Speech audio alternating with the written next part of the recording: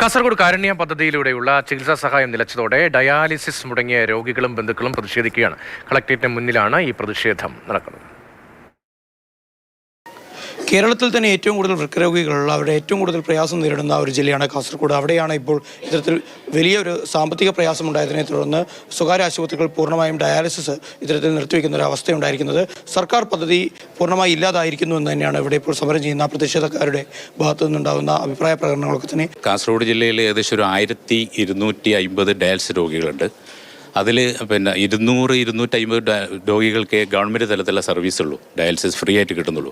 ഏകദേശം ഒരു 6-7 സെൻറ്ററുകളിൽ. ബാക്കി വരുന്ന 1000 ചിൽഡ്രൻ അധികം രോഗികളും ഇന്ന് ഡയാലിസിനെ ആശ്രയിക്കുന്നത് പ്രൈവറ്റ് തന്നെയാണ്. ഈ പ്രൈവറ്റിൽ തന്നെ 90% ആളുകളും പാവപ്പെട്ട രോഗികളാണ്. അതുകൊണ്ട് തന്നെ ആരോഗ്യ കാർഡ്, അതേപോലെ കാരുണ്യ ബെനിഫിറ്റ് ഫണ്ട്, ഇൻഷുറൻസ് തുക കാർഡ് ഉപയോഗിച്ചിട്ടാണ് ഡയാലിസിസ് ചെയ്യുന്നത്. ഇൻഷുറൻസ് കുടിശ്ശിക ഏകദേശം ഒരു 1.5 കോടിയോളം രൂപ ഓരോ സെൻറ്ററുകൾക്കും ബാക്കി ആയിട്ടാണ് സെൻറ്ററുകൾ നമ്മളോട് പറഞ്ഞത്. അതിൻ്റെ അടിസ്ഥാനത്തിൽ അവർ പറഞ്ഞു, 3 മാസം മുമ്പ് പറഞ്ഞു നമ്മളോട്, ഇനി ഡയാലിസിസ് ചെയ്യാൻ ഞങ്ങൾക്ക് കഴിയില്ല, ഡയാലിസിസ് നടത്തണമെങ്കിൽ നിങ്ങൾ തുക കൊണ്ടുവരണം, പൈസയും കൊണ്ടുവന്നു കഴിഞ്ഞാൽ ഡയാലിസിസ് ചെയ്യാൻ പറ്റും. പോർഫ ചാരിറ്റബിൾ ട്രസ്റ്റിൻ്റെ നേതൃത്വത്തിൽ ഞങ്ങൾ കളക്ടർക്ക് നിവേദനം കൊടുത്തു. കളക്ടർ നിവേദനം കണ്ട ഉടനെ അതിൻ്റെ ഗൗരവം മനസ്സിലാക്കിക്കൊണ്ട് ഉടൻ തന്നെ തിരുവനന്തപുരത്തേക്ക് അതിൻ്റെ ഫോർമേഷൻ വേണ്ടിയിട്ട് അയക്കുകയുണ്ടായി. പക്ഷേ അതിനുശേഷം വീണ്ടും ഞങ്ങൾ 2 ആഴ്ച കഴിഞ്ഞ് വീണ്ടും ബന്ധപ്പെട്ടപ്പോൾ യാതൊരു മറുപടിയും കളക്ടറിൻ്റെ ഭാഗത്ത് നിന്ന് നമുക്ക് നല്ലൊരു മറുപടി കിട്ടിയില്ല.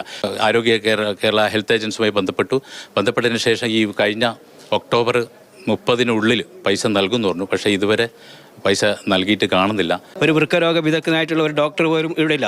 നിരവധി രോഗികളാണ് മതിയായ ചികിത്സ കിട്ടാണ്ട് ഇവിടുന്ന് മരണത്തിന് കീഴടങ്ങിയിട്ടില്ല. ഞങ്ങളുടെ ആവശ്യം ഞങ്ങൾ ഈ കുടിശ്ശിക വന്ന് ഗവൺമെൻറ് കൊടുത്തു തീർത്ത്, അതേപോലെ പാവപ്പെട്ട രോഗികളുടെ ആ ഡയാലിസിസ് മുടങ്ങാണ്ട് അവരുടെ ജീവൻ നിലനിർത്തണമെങ്കിൽ ഡയാലിസിസ് ചെയ്തെങ്കിൽ മാത്രമേ അവർക്ക് ജീവൻ നിലനിർത്താൻ വേണ്ടിയിട്ട് പറ്റുള്ളൂ. അതിനുള്ള ഒരു സൗകര്യം ഒരുക്കണമെന്നാണ് ഞങ്ങൾ ആവശ്യപ്പെടുന്നത്. കൃത്യമായ ചികിത്സാ സൗകര്യങ്ങളും അതോടൊപ്പം തന്നെ ആ ഒരു ധനസഹായം കൃത്യമായി കൊടുത്തുകൊണ്ട് സ്വകാര്യ ആശുപത്രികൾക്കിടയിലുണ്ടായ ഈ ഒരു പ്രതിസന്ധി പൂർണ്ണമായി ഇല്ലാതാക്കിക്കൊണ്ട് തന്നെ ജില്ലയിലെ ഡയാലിസിസ് ചെയ്യുന്ന വൃക്കരോഗികളുടെ പ്രതിസന്ധി ഇല്ലാതാക്കണം എന്ന് തന്നെയാണ് ഈ പ്രതിഷേധക്കാർക്ക് പറഞ്ഞു വെക്കാനുള്ളത്.